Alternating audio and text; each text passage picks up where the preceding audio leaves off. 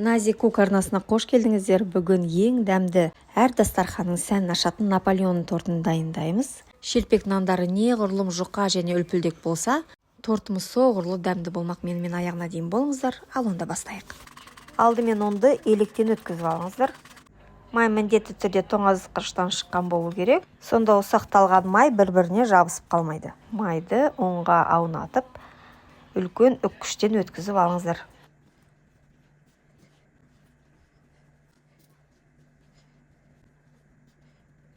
Бөлек ыдысқа бір жұмыртқаны жарып, шым-шым тұз қосып, мұздай су құйыңыз және алма сірке суын қосып, дұрыстап араластырыңыз. Жаңағы ұн мен май аралас ұнтаққа массамызды құйып, қатты мұжғыламай, жұмсақ қамыр елейміз. Қамыр қолға жабыспақтау болу керек. Құрамына берілгеннен артық ұн қоспаңыз. Енді қамырды әрқайсысын 100 грамдай қылып бөліп, өстіп кесек-кесек қылып қойыңыз, сонда тоңазытқышта тезірек қатады. Суық жерге 1 сағатқа қойып қойыңыз. Жалпы бұл қамыр суық жерде 1 сағаттан 1 тәулікке дейін тұра береді. Ал енді қайнатпалы кремімізді дайындайық. 1 жұмыртқаны жарып, оған қант, жүгері крахмалын қосып, араластырып,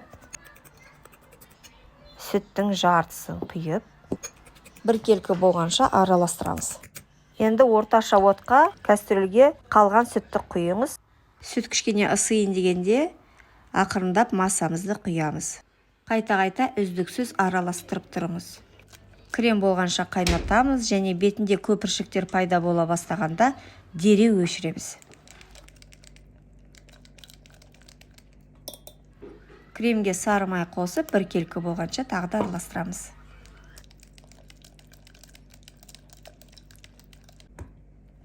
Бетінде бір қабат қалыптаспасы үшін арнайы пленкамен жабыңқырап қойыңыз. Енді қамырымызды тоңазытқыштан біртіндеп шығарып, пергаменттің үстінде жұқалап жайып аламыз. Ұн керек болса, кішкене ұн сеуілеріңізге болады. Шелпек нандар неғұрлым жұқа және үлпілдек болса, торт соғұрлым дәмді шығады. Қамырдың әр қабатының шетін тәрелкемен тегістеп кесіп аламыз. Қамырды шанышқымен әр жерінен тесіп қойыңыз. Алдын ала қызып тұрған пешке 190 градусқа 6-8 минутқа әр нан шелпегін пісіріп алыңыз. Қоюландырылған сүт сгущенкамызға жібіп тұрған майды қосыңыз және миксермен араластырып алыңыз.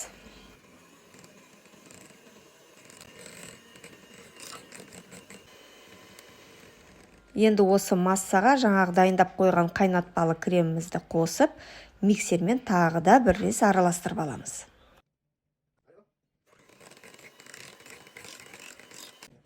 Мінеки торттың дәмді кремі дайын болды. Тортымызды қалыптастыратын ыдысқа алдымен 1-2 қасық креміңізді жағып алыңыз, сонда тортыңыз кішкене қатқанда жылжымай жақсы болып тұрады. Әр шелпегіңіздің арасына 2 ас қасықтай крем жағып шығыңыздар.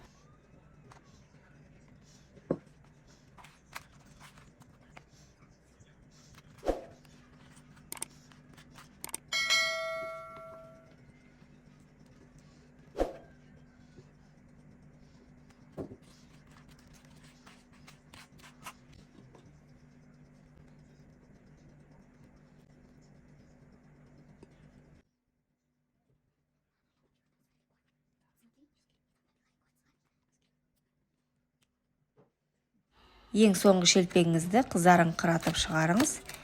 Оны бетіне үгітіп себетін боламыз.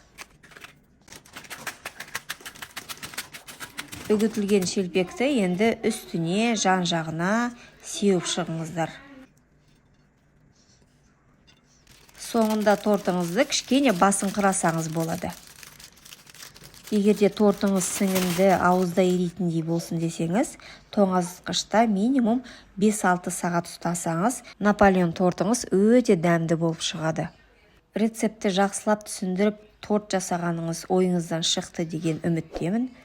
Егер бейне рецепт ұнаса, тіркеліп кетіңіздер, сонда менің жаңа рецептерімді жіберіп алмайсыздар. Видеоны аяғына дейін назарлағаныңыз үшін рахмет. Шайларыңыз әрдайым тәтті болсын.